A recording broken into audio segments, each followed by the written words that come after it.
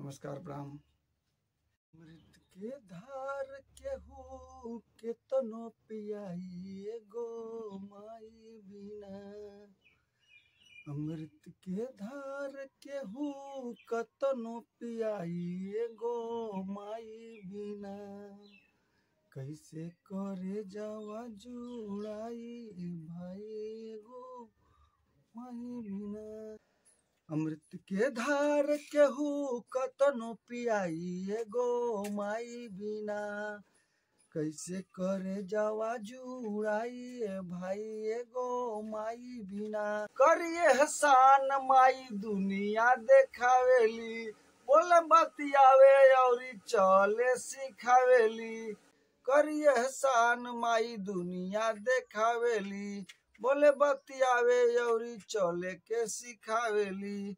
मिल जाई अन्न धन मिली सुख पूरा, माई के दुलार बिना सब कुछ अधूरा।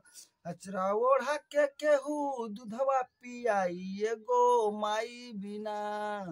कैसे करे जावा जुड़ाई भाई गो माई बिना।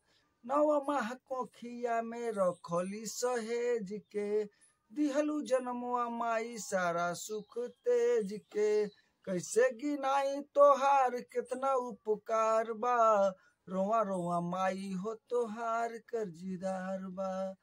कैसे गिनाई तोहार कितना उपकार बा, रोवा रोवा माई हो तोहार कर्जदार बा। करके जीवतियाऊ मिरिया बढ़ाई गो माई बिना।